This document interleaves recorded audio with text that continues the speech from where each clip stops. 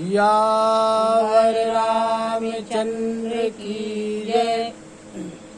राम कथा के रस के तुम भक्त रासुमति वीर।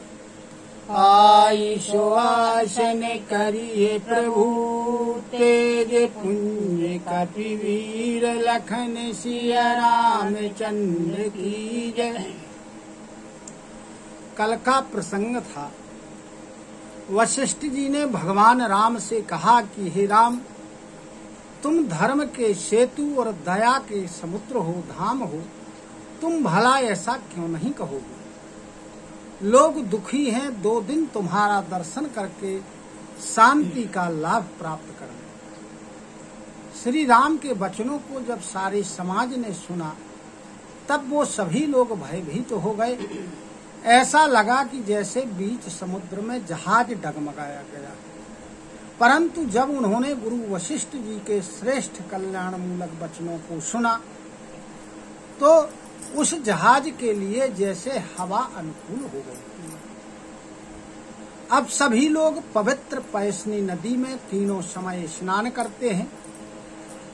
उन पैसनी नदी में जिनके दर्शन करने मात्र से ही पापों के समूह नष्ट हो जाते हैं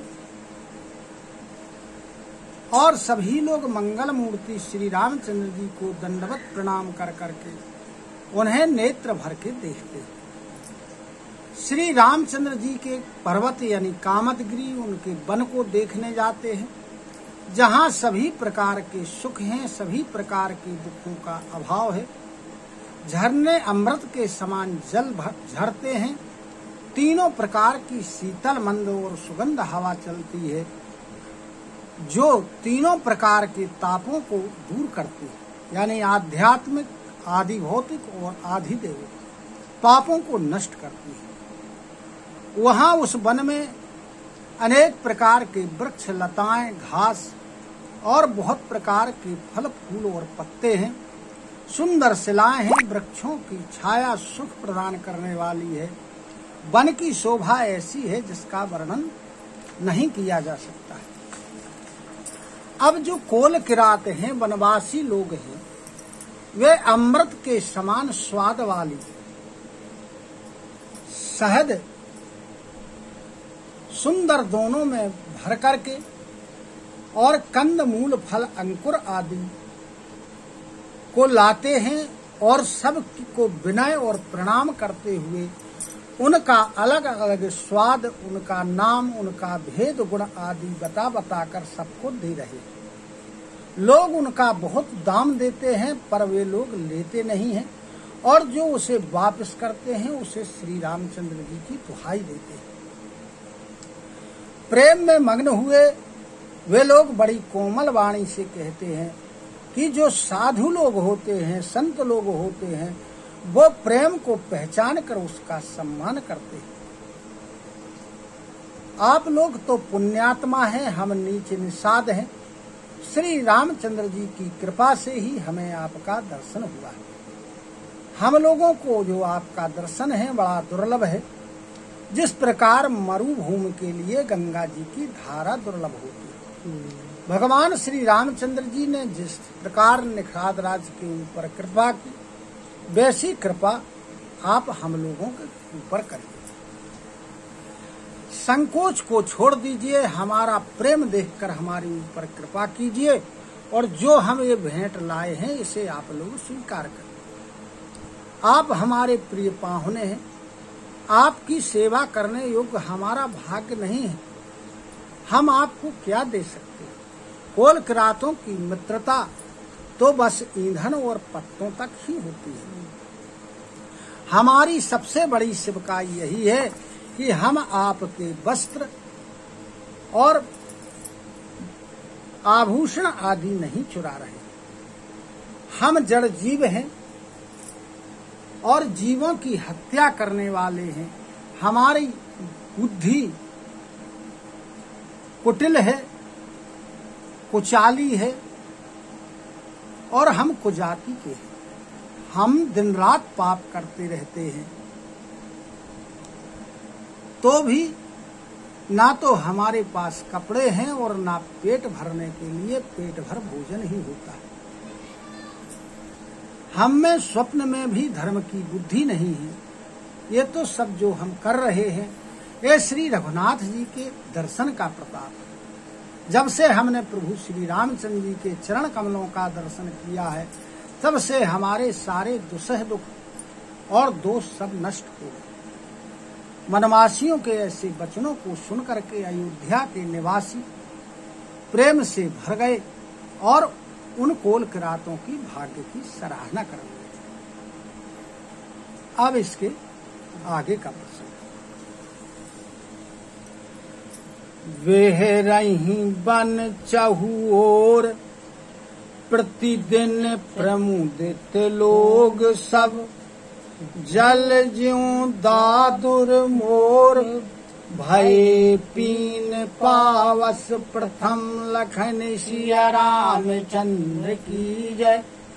अब सभी अयोध्यावासी दिन प्रतिदिन बड़े आनंदित होते हैं और वन में चारों ओर भ्रमण करते हैं और इस प्रकार प्रसन्न है जिस प्रकार पहली वर्षा में मेढक और मोर बड़े प्रसन्न होते हैं और मोटे हो जाते हैं। और जनो नारी मगन अति प्रीति, वासर जाहि पलक समबीती, सिए सासु प्रति वेश बनाई, सादर करिए सरस सेवकाई। अब जो नगर के स्त्री पुरुष हैं सभी प्रेम में अत्यंत मगन हैं और उनके जो दिन रात हैं एक पलक के समान बीतते जाते हैं। सीता जी ने जितनी सासुएं थीं उतने वेश बना लिए और आदर के सहित सबकी सेवा करते हैं। लखा न मरम राम बिन काहू, माया सब सिय माया माहू, सिए सासु सेवा वस कीन्ही, तिन्ह लही सुखो सिख आशीष दीन्ही। अब जो सीता जी ने अनेक वेश बनाए थे इसका भेद श्री रामचंद्र जी के सिवा और कोई नहीं जान सकता। ये सब मायाएं और सीता जी की ही सब माया है। सीता जी ने अपनी सेवा के वश में सासुओं को कर लिया, उन्हें सुख प्रदान किया और सुंदर आशीर्वाद और शिक्षा प्राप्त की। लखी सिए सहित सरल दो भाई, कुटिल रानी पछी तानी अघाई, अवनी जमही जांचत कह के, महीना बीचू विधि मीचू न दे। अब सीता जी के सहित दोनों भाइयों श्री राम लक्ष्मण को और उनके सरल स्वभाव को जब माताओं ने देखा, अयोध्यावासी ने देखा, तो कुटिल रानी केकई भरपेश पछताई। जब केकई ने देखा वह सोच रही है कि पृथ्वी फट जाती, यमराज मेरे ऊपर कृपा कर देते तो मैं या तो धरती में समा जाती और मृत्यु को प्राप्त हो जाती, लेकिन पृथ्वी रास्ता ही नहीं देती है, विधाता मौत नहीं दे रहा। लोकहूँ वेद विदित कवि कहाही, राम विमुखो थलु नरक न लाही। यहु संसौ सबके मन माही। राम गवनु विधि अवधो की नाही। लोक और वेद में यह प्रसिद्ध है। ज्ञानी लोग भी ऐसा कहते हैं कि भगवान राम से जो विमुख होता है उसको नरक में भी स्थान नहीं मिलता है। सबके मन में यह संदेह हो रहा है कि भगवान श्री रामचंद्र जी अयोध्या के लिए लौटेंगे, वापस जाएंगे या नहीं जाएंगे। निशिना नींद नहीं भूखो दिन, भरतु विकल सुचि सोचु। नीच कीच बिच मगन जस, मी नहीं सलल संकोच। लखन सिय रामचंद्र जी जय। भरत जी को ना तो रात्रि में नींद आती है और ना दिन में भूख ही लगती है। भरत जी बड़े व्याकुल हैं, सोच के वश में हैं और उस प्रकार तड़प रहे हैं जिस प्रकार जब जल कम जाता है तो मछली तड़पने लगती है। कीन्हे मातु मिस काल कुचाली। इति भीति जस पाकत साली। केहि विधि होई राम अभिषेकु। मोहि अवकलतु उपाय न एकु। अब भरत जी सोच रहे हैं कि विधाता ने मेरी माता के बहाने बड़ी कुचाल चली है। जिस प्रकार पकती हुई धान में ईति प्रकोप कर देती है। अब श्री रामचंद्र जी का राज्याभिषेक कैसे हो, इसके संबंध में कोई भी उपाय भरत जी को सूझ नहीं रहा है। अवसी फिरहि गुरु आय सुमानी। मुनि पुनि कहाऊ राम रुचि जानी। मातु कहूँ बहु रही रघुराऊ। राम जननी हट करब की काऊ। सोच रहे हैं भरत जी कि यदि वशिष्ठ जी आज्ञा दे तो भगवान राम वापस हो सकते हैं, लेकिन वशिष्ठ जी श्री रामचंद्र जी का रुख देखकर ही बात करते हैं। अगर माता कौशल्या कहें तो भगवान श्री राम वापस हो सकते हैं, लेकिन माता कौशल्या तो राम जी की माता है, वो भला ऐसा क्यों कहेंगी, क्यों हट करेंगी। मोहि अनुचर कर केतिक बाता। तेहि महकुशो मऊ बाम विधाता। जो हटे करऊं ता निपट को करो मुँह। हरे गिरते गुरु सेवक धरो मुँह। अब सोच रहे कि मैं तो सेवक हूँ, तो मैं तो कुछ कह नहीं सकता हूँ, और फिर इस समय विधाता मेरे विपरीत है। यदि मैं हट करता हूँ तो ये कुकर्म होगा, अधर्म होगा। शिव जी और गुरु इन सब से भी भारी